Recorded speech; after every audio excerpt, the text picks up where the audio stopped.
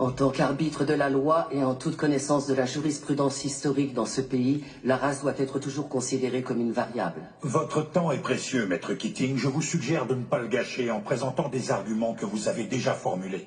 Ce ne sont pas mes mots, juge Strickland. Ce sont les vôtres.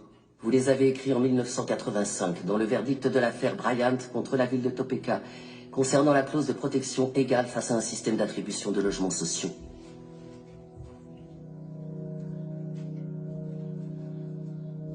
Le racisme fait partie de l'ADN des États-Unis d'Amérique. Et tant que nous fermerons les yeux sur la douleur de ceux qui souffrent de son oppression, nous ne pourrons jamais échapper à ses origines. Le seul garde-fou dont peuvent bénéficier les personnes de couleur, c'est le droit de se défendre, et nous ne leur accordons même pas.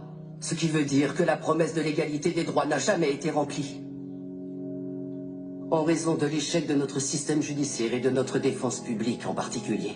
L'époque de la ségrégation n'est toujours pas derrière nous. L'époque où les lois ont rendu illégal que les Noirs et les Blancs soient enterrés dans le même cimetière. Où on catégorisait les gens en carterons ou en octavons. Où on punissait un Noir parce qu'il avait demandé des soins médicaux dans un hôpital pour Blancs. Certains prétendent que l'esclavage est révolu. Mais allez dire ça aux prisonniers qui sont parqués dans des cages et à qui on dit qu'ils n'ont pas le moindre droit. Des personnes comme mon client Nathaniel Leahy et des millions d'autres personnes comme lui qui sont enfermées dans nos prisons et reléguées à une existence indigne d'un être humain. Il n'y a aucune alternative à la justice dans cette affaire. Il n'y a pas d'autre option. Prendre une décision à l'encontre de mon plaignant, c'est choisir de remplir les poches des propriétaires de prisons, plutôt qu'offrir une défense digne de ce nom à tous ceux qui y sont enfermés.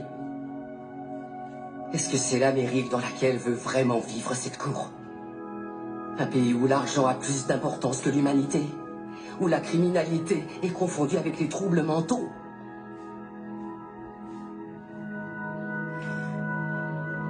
Le 6e amendement a été ratifié en 1791. C'était maintenant il y a 226 ans. Je pense qu'il est donc temps de réellement garantir ces droits à tous nos citoyens.